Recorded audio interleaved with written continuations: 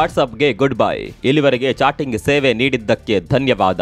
2 ದಶಕಗಳ ಕಾಲ ಮೆಸೇಜಿಂಗ್ ಕ್ಷೇತ್ರದಲ್ಲಿ ರಾಜನಂತೆ ಮೆರೆದಿದ್ದ ವಾಟ್ಸಪ್ಗೆ ಭಾವಪೂರ್ಣ ಶ್ರದ್ಧಾಂಜಲಿ.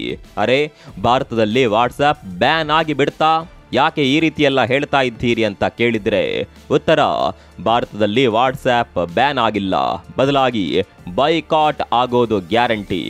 ಕಾರಣ, ಭಾರತದಲ್ಲಿ ಅರಟೈ ಬಿರುಗಾಳಿ ಎದ್ದಿದೆ. ವಾಟ್ಸಪ್ಗೆ ಪರ್ಯಾಯವಾದ ಈ ಅರಟೈ ಭಾರತದಲ್ಲಿ ಸುನಾಮಿಯನ್ನೇ ಎಬ್ಬಿಸಿಬಿಟ್ಟಿದೆ.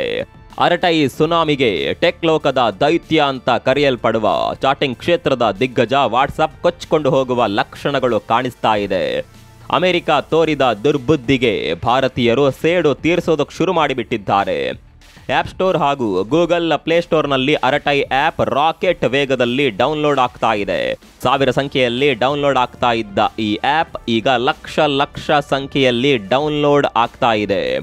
ಡೌನ್ಲೋಡ್ನಲ್ಲಿ ನಂಬರ್ 1 ಸ್ಥಾನದಲ್ಲಿದೆ. ಈ ಮೂಲಕ ಭಾರತೀಯರು ಅಮೆರಿಕಾಗೆ ದೊಡ್ಡದೊಂದು ಸೂಚನೆಯನ್ನ ರವಾನಿಸಿಬಿಟ್ಟಿದ್ದಾರೆ. ಭಾರತೀಯರು ಮನಸ್ಸು ಮಾಡಿದರೆ ಏನ್ ಬೇಕಾದರೂ ಮಾಡಬಹುದು ಅನ್ನೋದನ್ನ ತೋರಿಸ್ತಾ ಇದ್ದಾರೆ. ಅಮೆರಿಕಾಗೆ ಒಂದು ಅಹಂಕಾರ ಇತ್ತು. ಭಾರತ ಏನೇ ಮಾಡಿದ್ರೂ ನಮ್ಮ ಆ್ಯಪ್ಗಳ ಮೇಲಿನ ಅವಲಂಬನೆಯನ್ನ ಕಳೆದುಕೊಳ್ಳೋದಕ್ಕೆ ಸಾಧ್ಯವಿಲ್ಲ. ಅದಕ್ಕೆ ಪರ್ಯಾಯವಾದ ವ್ಯವಸ್ಥೆ ಭಾರತದ ಬಳಿ ಇಲ್ವೇ ಇಲ್ಲ. ಹೀಗಾಗಿ ಭಾರತ ಈ ವಿಚಾರದಲ್ಲಿ ನಮ್ಮ ಆ್ಯಪ್ಗಳನ್ನೇ ಬಳಕೆ ಮಾಡಬೇಕು ಅಂತ ಅಮೆರಿಕ ಅಹಂಕಾರದಿಂದ ಬೀಗ್ತಾ ಇತ್ತು. ಅಮೆರಿಕಾದ ಈ ಅಹಂಕಾರಕ್ಕೆ ಭಾರತ ಅರಟೈ ಎನ್ನುವ ಕೊಡಲಿ ಪೆಟ್ಟು ಕೊಟ್ಟು ಬಿಟ್ಟಿದೆ. ನಿಜ ಹೇಳಬೇಕು ಅಂದ್ರೆ ವಾಟ್ಸಪ್ಗಿಂತಲೂ ಈ ಅರಟೈನ ಫೀಚರ್ಸ್ ಸಖತ್ತಾಗಿದೆ. ವಾಟ್ಸಪ್ಗಿಂತ ಏನೇನು ಕಡಿಮೆ ಇಲ್ಲ. ಇದೇ ಕಾರಣಕ್ಕೆ ಭಾರತೀಯರು ವಾಟ್ಸಪ್ ಅನ್ಇನ್ಸ್ಟಾಲ್ ಮಾಡಿ ಅರಟೈ ಆ್ಯಪ್ ಅನ್ನ ಇನ್ಸ್ಟಾಲ್ ಮಾಡ್ತಾ ಇದ್ದಾರೆ. ಒಂದೇ ವಾರದಲ್ಲಿ ಅಮೆರಿಕದ ದೊಡ್ಡ ಸಂಸ್ಥೆ ಶೇಕ್ ಆಗೋದಕ್ಕೆ ಶುರುವಾಗಿದೆ. ಮತ್ತೊಂದು ಕಡೆ ಮೈಕ್ರೋಸಾಫ್ಟ್ ಸಾಮ್ರಾಜ್ಯಕ್ಕೂ ಕುತ್ತು ಬಂದಿದೆ. ಅಷ್ಟಕ್ಕೂ ಏನಿದು ಅರಟೈ ಬಿರುಗಾಳಿ?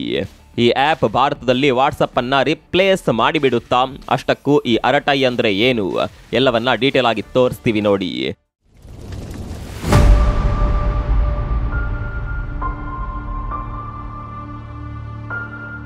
ಅಮೆರಿಕಾದ ಅಹಂಕಾರ ಮಣ್ಣಲ್ಲಿ ಮಣ್ಣಾಗುವ ಕಾಲ ಬಂದುಬಿಟ್ಟಿದೆ.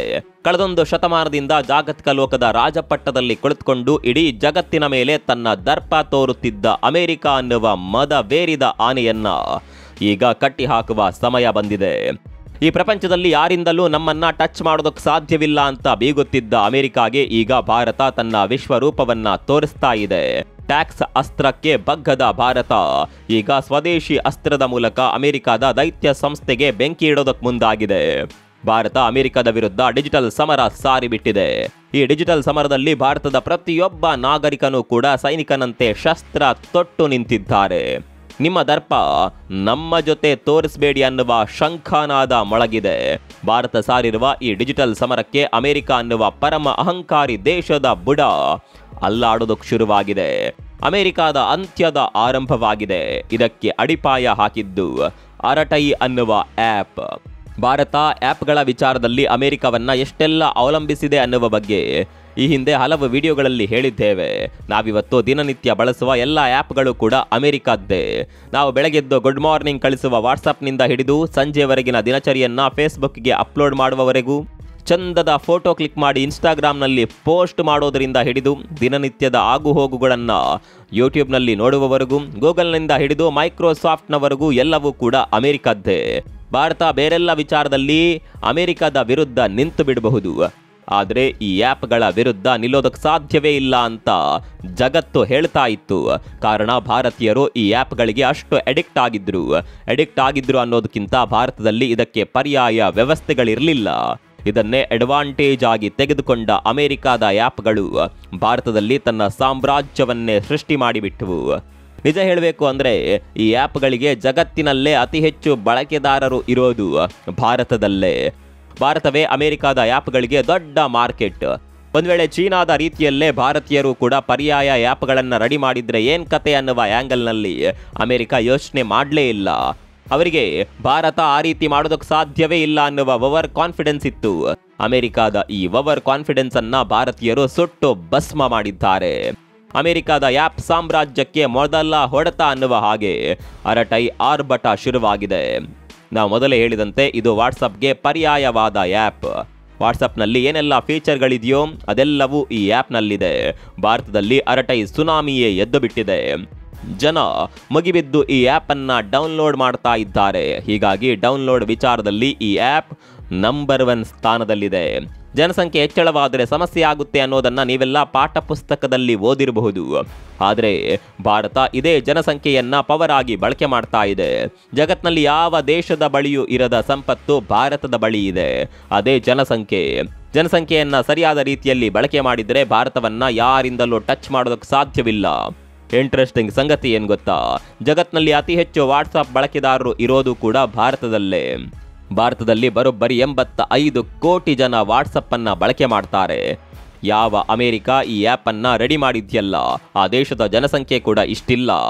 ಹೀಗೆ ಜಗತ್ತಿನಲ್ಲಿ ಅತಿ ಹೆಚ್ಚು ಬಳಕೆದಾರರನ್ನು ಹೊಂದಿರುವ ವಾಟ್ಸಪ್ನ ಮಾತೃ ದೇಶದ ವಿರುದ್ಧ ತಿರುಗಿ ಬಿದ್ದರೆ ಪರಿಣಾಮ ಏನಾಗುತ್ತೆ ಅನ್ನೋದನ್ನು ಅದು ಯೋಚನೆ ಮಾಡಲೇ ಇಲ್ಲ. ಅಸಲಿ ಆಟ ಈಗ ಶುರುವಾಗಿದೆ. ನಮ್ಮ ಜನ ವಾಟ್ಸಪ್ಗೆ ಗುಡ್ ಬೈ ಹೇಳಿ ಅರಟೈಗೆ ಹಾಯ್ ಅಂತಿದ್ದಾರೆ.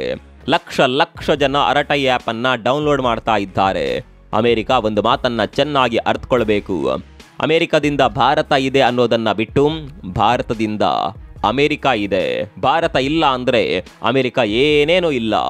ಒಂದು ವೇಳೆ ಈ ಸತ್ಯವನ್ನು ಅಮೆರಿಕ ಅರಿತುಕೊಳ್ಳದೇ ಇದ್ದರೆ ಮುಂದಿನ ದಿನಗಳಲ್ಲಿ ಅಮೆರಿಕದ ಸ್ಥಿತಿ ಘೋರವಾಗಿರುತ್ತೆ. ಅದರ ಟ್ರೈಲರ್ ಅನ್ನುವ ಹಾಗೆ ಈಗ ಅರಟೈ ವಾಟ್ಸಪ್ಗೆ ಪರ್ಯಾಯವಾಗಿ ಬೆಳೆಯೋದಕ್ಕೆ ಶುರುವಾಗಿದೆ. ಇದೆಲ್ಲ ಸರಿಯಪ್ಪ, ಈ ಅರಟೈ ಪದದ ಅರ್ಥವೇನು ಅಂತ ನೀವು ಕೇಳಬಹುದು. ಇದೊಂದು ತಮಿಳು ಪದ. ತಮಿಳಿನಲ್ಲಿ ಅರಟೈ ಅಂದರೆ ಚಾಟಿಂಗ್ ಅಂತ ಅರ್ಥ. ಈ ಆ್ಯಪನ್ನು ರೆಡಿ ಮಾಡಿದ್ದು ಝೋಹೋ ಅನ್ನುವ ಕಂಪನಿ.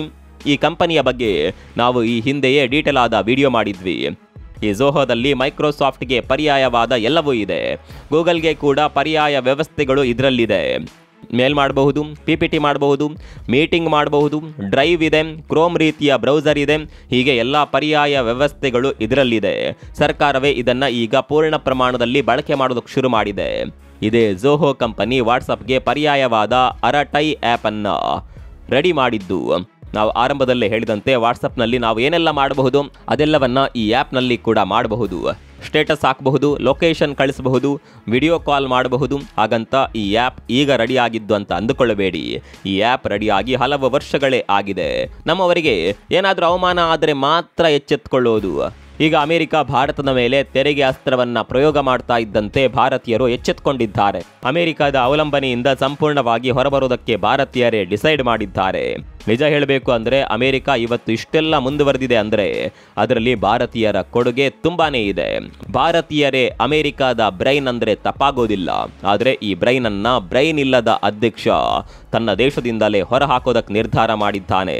ನಾವೇನ್ ಮಾಡಿದ್ರು ನಡೆಯುತ್ತೆ ಅನ್ನುವ ಮದದಲ್ಲಿರುವ ಅಮೆರಿಕ ಅಧ್ಯಕ್ಷನಿಗೆ ಭಾರತ ತನ್ನ ನಿಜವಾದ ಪವರ್ ಏನು ಅನ್ನೋದನ್ನ ತೋರಿಸ್ಬಿಟ್ಟಿದೆ. ಅದೇನೇ ಇರಲಿ, ಭಾರತದಲ್ಲಿ ಪರ್ಯಾಯ ಆ್ಯಪ್ಗಳ ಯುಗ ಆರಂಭವಾಗಿದೆ. ಹಾಗಂತ ಈ ಅರಟೈ ವಾಟ್ಸಪ್ನಷ್ಟೇ ವೇಗದಲ್ಲಿ ಕೆಲಸ ಮಾಡುತ್ತೆ ಅಂತಲ್ಲ. ಏಕಾಏಕಿ ಬಳಕೆದಾರರು ಹೆಚ್ಚಾದಾಗ ಯಾವ ವಿಚಾರವೇ ಆಗಲಿ ತೊಂದರೆಯಾಗಿಯೇ ಆಗುತ್ತೆ. ಅದನ್ನು ಖಂಡಿತವಾಗಿಯೂ ಸರಿಪಡಿಸಿಕೊಂಡು ಹೋಗುವ ಸಾಮರ್ಥ್ಯ ಝೋಹೋಗಿದೆ. ಅದೇನೇ ಇರಲಿ, ಭಾರತ ಈಗ ಯಾವುದಕ್ಕೂ ಕಡಿಮೆ ಇಲ್ಲ ಅನ್ನುವ ಥರ ಬೆಳೀತಾ ಇದೆ. ನಾವು ಕೂಡ ಈ ಅಭಿಯಾನದಲ್ಲಿ ಭಾಗಿಯಾಗಬೇಕಿದೆ. ಸಾಧ್ಯವಾದರೆ ನೀವು ಕೂಡ ಅರಟೈ ಆ್ಯಪನ್ನು ಡೌನ್ಲೋಡ್ ಮಾಡಿ ಬಳಕೆ ಮಾಡೋದಕ್ಕೆ ಶುರು ಮಾಡಿ. ನೀವು ಕೂಡ ಅರಟೈ ಆ್ಯಪನ್ನು ಬಳಕೆ ಮಾಡ್ತಾ ಇದ್ದರೆ ಅದರ ಬಗ್ಗೆ ಕಾಮೆಂಟ್ ಮಾಡಿ.